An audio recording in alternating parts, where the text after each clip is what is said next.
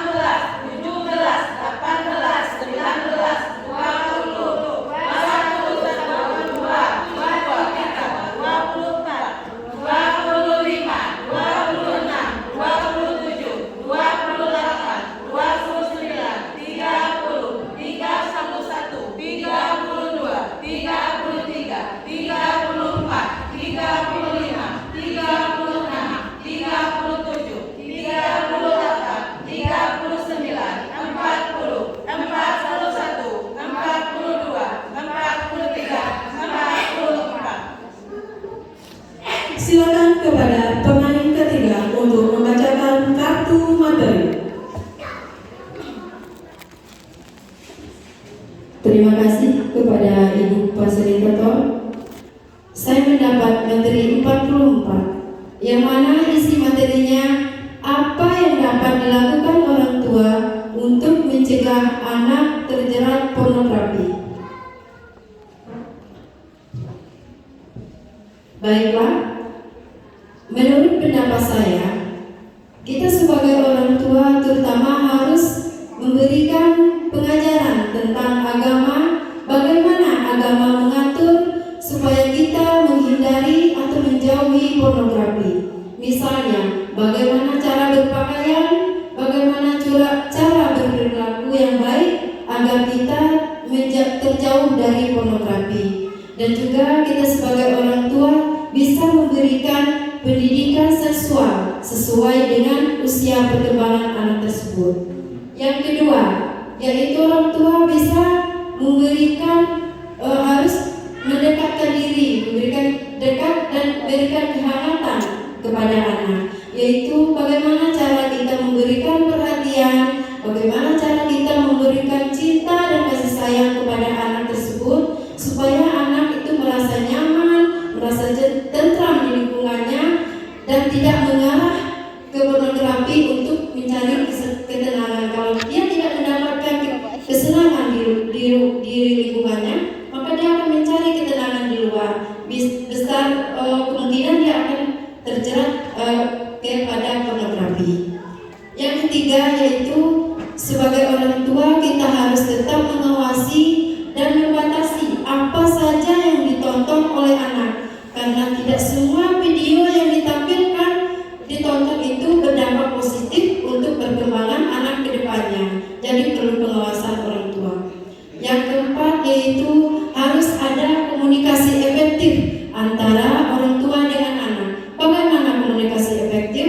Kita sebagai orang tua tidak hanya sebagai orang tua, tapi juga bisa menjadi saudara, menjadi sahabat untuk anak. Saat anak menyampaikan keluh kesahnya, menyampaikan masalahnya, kita sebagai orang tua harus bisa merespon, bisa memberi masukan, yaitu dengan bahasa yang mudah dipahami dan dimengerti oleh anak. Dan juga kita sebagai orang tua harus bisa memberikan kata-kata yang bisa memotivasi anak supaya anak lebih berkembang lagi untuk kedepannya. Mungkin itu pendapat dari saya. Sekian, terima kasih. Selanjutnya, apakah ada tambahan jawaban dari pemain 1, 2, dan 4? Penonton bagaimana? Apakah ada yang ingin bertanya atau menanggapi dari jawaban pemain ketiga? Silakan kepada penonton. Terima kasih atas waktu yang diberikan. Dari pernyataan pemain ketiga yang ingin saya tanyakan adalah apa dampak negatif terhadap anak yang kecanduan pornografi? Mohon penjelasannya. Terima kasih kepada penonton yang sudah menanggapi jawaban saya. Pertanyaannya, apa dampak negatif dari pornografi? Menurut pendapat saya,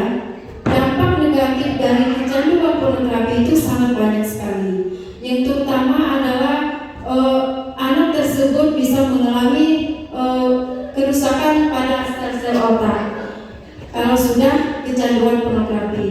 Kemudian akan terganggunya emosi dan mental anak tersebut, dan juga besar kemungkinan terjadinya pelecehan seksual. Itu bisa juga terjadi kalau sudah kecanduan pornografi. Mungkin itu tambahan dari saya. Terima kasih. Bagaimana penonton, apa bisa diterima? Terima kasih. Jawabannya sangat memuaskan. Setelah kita mendengarkan jawaban dari pemain ketiga dan pertanyaan dan langsung dijawab oleh pemain ketiga tadi pertanyaan dari penonton, maka sekarang kita kembali ke narasumber. Baiklah, setelah mendengarkan jawaban dari pemain tiga, saya selaku narasumber akan menjelaskan jawaban materi 44.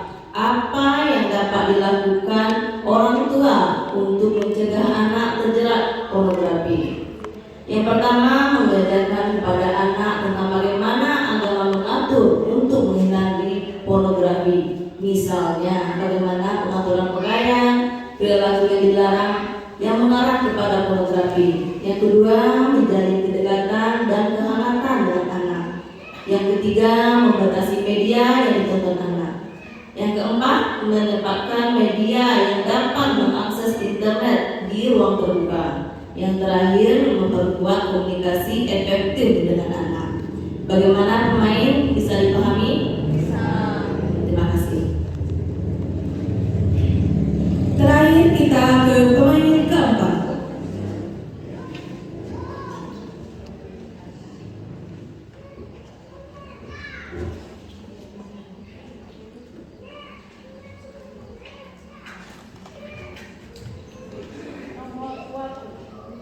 Pemain keempat mendapatkan kartu materi 20. Mari kita hitung sama-sama. 1, 2, 3, 4, 5, 6, 7, 8, 9, 10, 11, 12, 13, 14, 15, 16, 17, 18, 19, 20. Silakan kepada pemain keempat untuk membacakan kartu materi 20.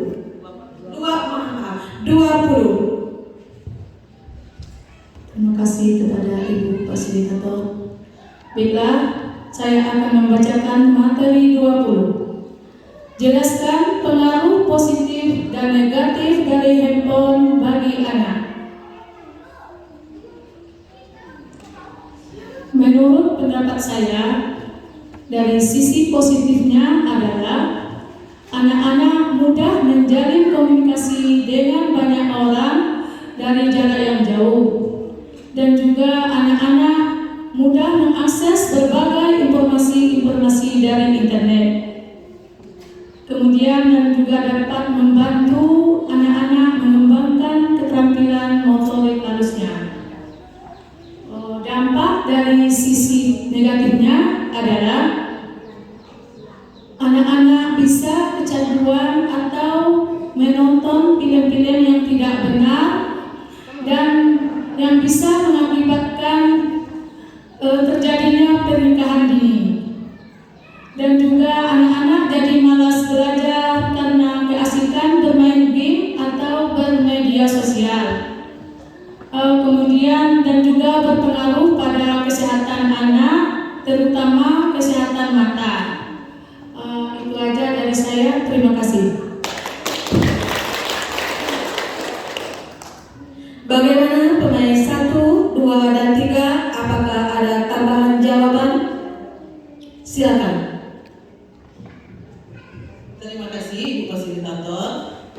Jawaban dari pemain 4 mengenai pengaruh penggunaan handphone pada anak. Dampak negatif dan positif pengaruh handphone terhadap anak itu sudah sangat baik sekali. Di sini saya ingin sedikit menambahkan kalau dampak positif terhadap penggunaan handphone itu sendiri juga dapat meningkatkan pengetahuan. Apalagi di era digital sekarang ini, teknologi sangat dibutuhkan untuk tumbuh kembang anak. Kemudian gadget yang digunakan juga bisa digunakan sebagai media belajar bagi anak. Bisa anak mengakses materi-materi belajar yang mereka cari di dalam penggunaan handphone itu sendiri. Memang kita tidak bisa menghindarkan 100% anak dalam penggunaan handphone, tapi kita bisa membatasi terhadap penggunaannya. Yang kedua, dampak negatifnya menurut menambahkan sedikit, yaitu dapat mengganggu pertumbuhan otak anak, sehingga mengubah perilaku dan sikap anak, sehingga anak mudah agresif, lebih cepat marah dan emosi. Terima kasih. Bagaimana penonton? Ada yang ingin menambahkan jawaban dari pemain keempat? Terima kasih. Setelah kita melihat jawaban dari pemain keempat dan tambahan jawaban dari pemain kedua, maka kita kembalikan ke narasumber. Baiklah, setelah mendengarkan jawaban dari pemain 4, saya selaku narasumber akan menjelaskan jawaban materi 20. Jelaskan pengaruh positif dan negatif dari handphone bagi anak. Handphone mempunyai pengaruh positif dan negatif terhadap anak. Di antara pengaruh positif, yang pertama, anak mudah menjalin komunikasi dengan banyak orang dengan jarak yang jauh. Yang kedua, anak bermain kreatif yang didapat anak. Yang ketiga, anak begitu mudah mengakses berbagai informasi dari internet. Selain itu juga mempunyai pengaruh negatifnya, di antaranya yang pertama, banyaknya informasi dari internet yang tidak benar. Yang kedua, anak mengetahui dan mengakses pornografi. Yang terakhir, anak jadi malas belajar karena asyik dengan permainan yang ada di HP. Bagaimana pemain keempat, bisa dipahami? Terima kasih. Terima kasih. Sesuai kesepakatan kita, permainan simulasi pola asuh anak dan remaja bermain 1 kali putaran saja. Sekarang kita persilakan kepada notulen untuk membacakan kesimpulan dari permainan simulasi pola asuh dan remaja yang berlangsung sekarang ini. Silakan. Terima kasih kepada Ibu Fasilitator. Baiklah, saya akan membacakan hasil dari permainan simulasi pola asuh anak dan remaja era digital pada hari Kamis 12 Oktober 2023 bertempat di Gedung Serbaguna Desa Kotodumo, Kecamatan Tanah Kampung, dengan saya Ibu Irawati sebagai penulis, fasilitator Ibu Karlinawati, narasumber Ibu Fitriyanti, pemain 1 Ibu Aulia Wulandari, pemain 2 Ibu Sri Ayu Lestari, seterusnya pemain ketiga Ibu Yentil Kasya, dan selanjutnya pemain keempat adalah Ibu Fitri William. Adapun hasil permainan tadi, di mana KDRT merupakan suatu tindakan kekerasan di dalam rumah tangga, sebagaimana ditegaskan dalam Undang-Undang Nomor 23 Tahun 2004, di mana bahwa kekerasan dalam rumah tangga adalah setiap perbuatan terhadap seseorang, terutama perempuan, yang berakibat timbulnya kesengsaraan atau penderitaan secara fisik, seksual, psikologis atau penelantaran rumah tangga, termasuk ancaman untuk melakukan perbuatan pemaksaan. Seterusnya, pola asuh anak berdasarkan cinta dan kasih sayang, di mana di sini ditekankan bahwa peran orang tua lah yang paling utama, di mana kasih sayang orang tua sangat berpengaruh di dalam mengembangkan potensi dan kreasi pada anak. Menurut Undang-Undang Nomor 44 Tahun 2008, di mana ditegaskan bahwa setiap orang berkewajiban melindungi anak dari pengaruh pornografi dan mencegah anak dari akses anak terhadap informasi pornografi. Nah, salah satunya misalnya adanya pengaruh positif dan negatif dari HP atau gadget yang sekarang masih marak dilakukan oleh anak-anak, di mana di sini orang tua jugalah yang dituntut untuk melakukan pengawasan, sehingga anak dapat terkontrol baik ketika berhadapan langsung dengan HP. Jadi pesan yang bisa diambil dari dan bisa disampaikan di sini bahwa peran keluarga dan orang tua sangatlah berpengaruh besar terhadap pola perkembangan asuh anak, baik ke arah positif maupun pengaruhnya di arah negatif. Sekian. Selanjutnya kita kembalikan ke fasilitator. Demikianlah acara permainan simulasi pola asuh anak dan remaja. Insya Allah untuk permainan berikutnya akan dijadwalkan. Mari untuk menyudahkan acara permainan kita pada hari ini, kita membacakan hamdalah. Alhamdulillah.